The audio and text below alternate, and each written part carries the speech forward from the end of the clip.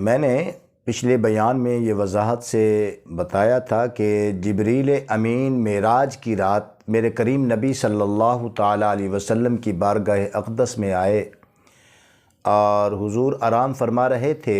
جبریل امین نے جو حکم ہوا جبریل امین کو وہ یہ ہے کہ یا جبریل قبل قدمیہ، جبریل امین نے میرے کریم نبی صلی اللہ علیہ وسلم کے تلووں کو بوسہ دیا۔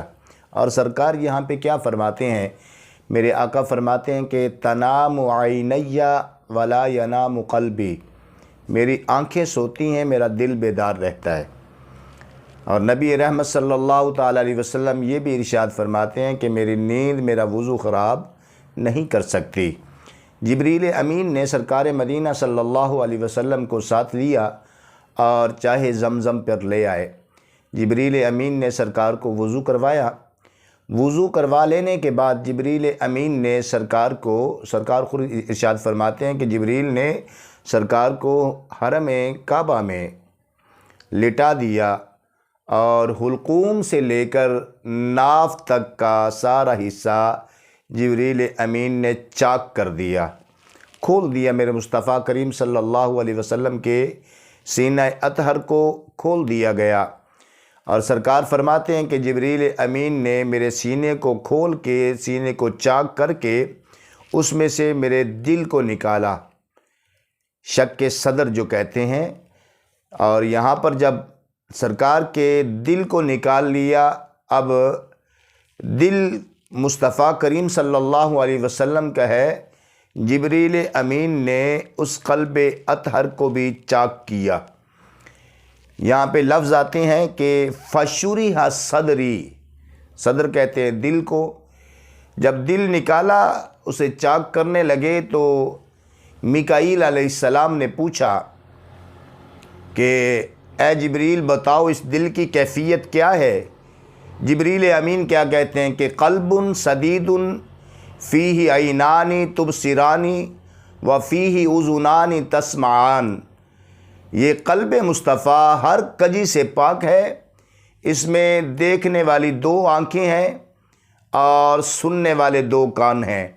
نبی رحمت صلی اللہ علیہ وسلم فرماتے ہیں جب جبریل نے میرے سینے کو چاک کیا، اس میں دل کو نکالا اور پھر میرے دل کو بھی چاک کیا، سرکار فرماتے ہیں میں اپنے سر کی آنکھوں سے دیکھ رہا تھا اور جبریل امین نے دوبارہ میرے سینے کو اسی طرح بند کیا اور لے کر کے آئے براق کے پاس، اور براق جو ہے یہ شوخی بکھیرنے لگا تو جبریل امین نے اسے جھڑکا، یہ براق پسینہ پسینہ ہو گیا۔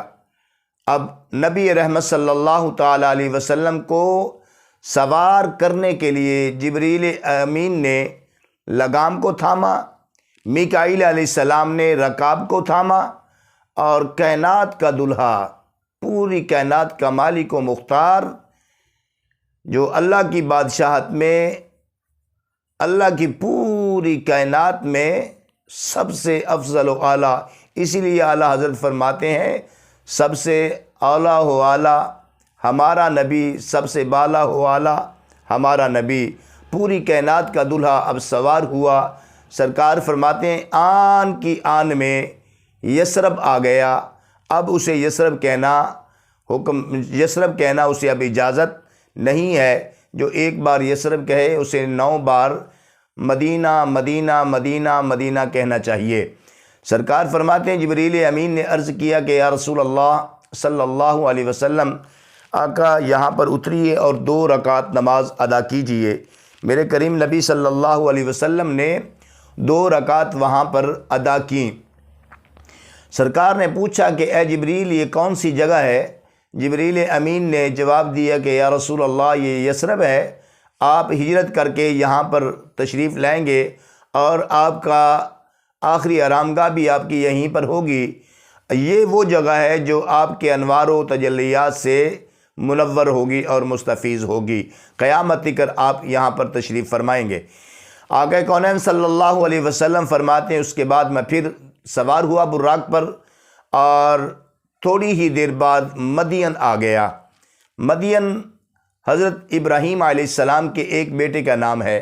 یہاں پر حضرت شعیب علیہ السلام تشریف فرما ہوتے تھے، آپ رہتے تھے۔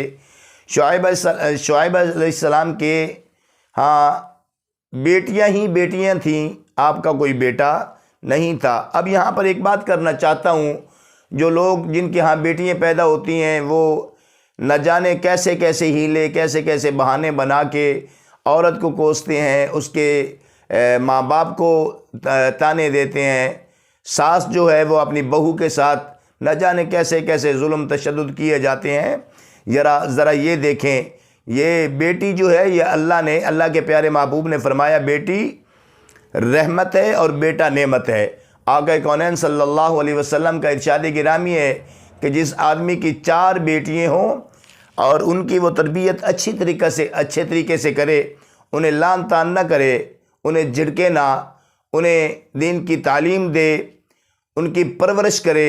سرکار مدینہ صلی اللہ علیہ وسلم فرماتے ہیں کہ قیامت کے روز اگر وہ اپنی کسی وجہ سے، بدعمالیوں کی وجہ سے یا اپنے گناہوں کی وجہ سے اگر وہ جہنم کی طرف جانے لگے گا تو یہ بیٹیاں سامنے آڑ بن جائیں گی، یہ بیٹیاں سامنے سفارش بن کے اللہ کی بارگاہ میں یہ کھڑی ہو جائیں گی۔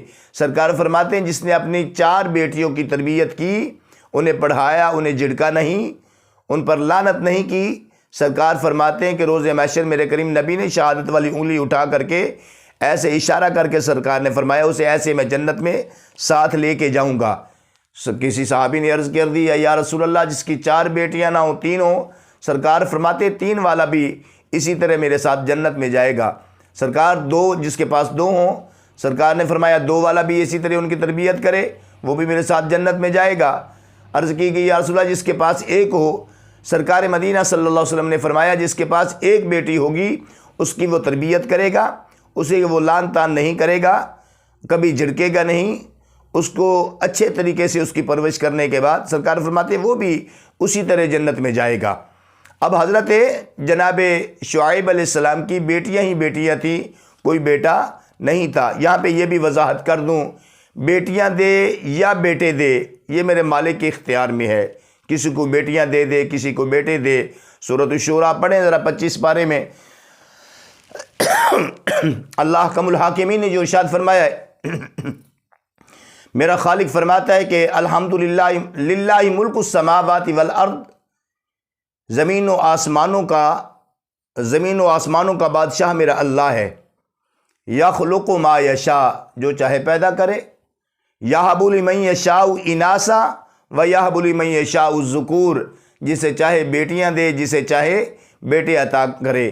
او یزوجہم ذکرانا و اناسا ویجعل من یشاء عقیما، جسے چاہے بیٹیاں دے، جسے چاہے بیٹے دے۔ کچھ ایسا ہے کہ جسے عقیم رکھے، بیٹی بھی نہ دے، بیٹا بھی نہ دے۔ تو حضرت شعیب علیہ السلام کو اللہ نے بیٹیاں ہی بیٹیاں دی تھیں، بیٹا نہیں تھا۔ جناب لوط علیہ السلام بیٹیاں ہیں، بیٹا نہیں ہے کوئی۔ حضرت ابراہیم علیہ نبی علیہ الصلاۃ والسلام آپ کے ہاں بیٹے ہیں، بیٹی کوئی نہیں ہے۔ حضرت جناب یحییٰ علیہ السلام نہ بیٹے ہیں نہ بیٹی ہے۔ حضرت جناب عیسیٰ بن مریم نہ بیٹے ہیں نہ بیٹی ہے۔ اور نبی دو جہاں صلی اللہ علیہ وسلم، آقا کونین صلی اللہ علیہ وسلم، تمام نبیوں کے سردار حضرت محمد رسول اللہ صلی اللہ علیہ وسلم، آپ کے ہاں بیٹی بھی ہیں اور بیٹے بھی ہیں۔ یہ میرا مالک جسے چاہتا ہے بیٹیاں دیتا ہے، جسے چاہتا ہے بیٹے عطا کرتا ہے۔ سرکار مدینہ صلی اللہ علیہ وسلم فرماتے ہیں کہ جبریل امین نے کہا کہ یا رسول اللہ یہاں پر اتریے، 2 رکعت نماز ادا کیجئے۔ سرکار فرماتے ہیں میں نے وہاں پر رکا اور میں نے 2 رکعت نماز ادا کی، پھر میں سوار ہوا، اس کے بعد آگے چلا تو طور آ گیا، کوہ طور پر سرکار فرماتے ہیں جبریل امین نے کہا کہ یا رسول اللہ یہ وہ مقام ہے جہاں پہ جناب موسیٰ کلیم اللہ سے کلام کیا کرتے تھے۔ 2 رکعت نماز یہاں بھی پڑھیے۔ سرکار فرماتے میں نے 2 رکعت وہاں بھی ادا کی۔ آگے گئے تو موسیٰ علیہ السلام کی میزار پر انوار آئی، موسیٰ کی قبر آئی۔ تو آقا کونین صلی اللہ علیہ وسلم کی بارگاہ میں جبریل نے پھر عرض کیا کہ یا رسول اللہ آپ اتریے اور 2 رکعت نماز یہاں بھی ادا فرمائیے۔ سرکار نے پوچھا کہ یہ کون سی جگہ ہے؟ عرض کی کہ یا رسول اللہ یہ موسیٰ علیہ السلام کی میزار پر انوار ہے۔ اس کے بعد سرکار فرماتے ہیں میں نے 2 رکعت نماز پڑھنے کے بعد پھر سوار ہوا، آن کی آن میں بیت اللحم آ گیا، جہاں پہ حضرت عیسیٰ بن مریم کی ولادت باسعادت ہوئی۔ سرکار کو جبریل امین نے عرض کیا یا رسول اللہ یہاں بھی اتریے اور دو رکعت نماز ادا کیجئے۔ سرکار نے 2 رکعت نماز ادا کی اور سرکار نے پوچھا یہ کون سی جگہ ہے؟ بتایا گیا۔ سرکار فرماتے ہیں اس کے بعد میں پھر براق پر سوار ہوا، آن کی آن میں بیت المقدس آ گیا۔ تمام انبیاء کرام علیہم السلام وہاں پر میرا انتظار کر رہے تھے۔ جبریل امین نے ایک پتھر کی چٹان میں انگلی ماری اور اس میں سوراخ کر کے جبریل امین نے وہاں پر براق کو باندھا اور مجھے جبریل امین اپنے ساتھ لے کر کے گئے۔ اور اس وقت جبریل امین جو ہے وہ بشری شکل میں تھے اور انبیاء کے سامنے جبریل امین نے میرے ہاتھ کو تھاما اور مصلی پہ کھڑا کر دیا، جس کا اللہ کم الحاکمین نے اعلان فرمایا اپنی پاک لا ریب بے عیب کتاب میں، سبحان الذی اسری بعبدہ لیلا من المسجد الحرام الی المسجد الاقصی۔ یہ وہ مسجد اقصیٰ ہے جہاں پہ تمام انبیاء کرام علیہم السلام میرے آقا کے پیچھے آج مقتدی بن گئے، میرے آقا تمام کے امام بن گئے اور سرکار یہاں پہ انہیں امامت کروا رہے ہیں۔ انشاءاللہ آئندہ اس سے آگے جو بیان ہے وہ کیا جائے گا۔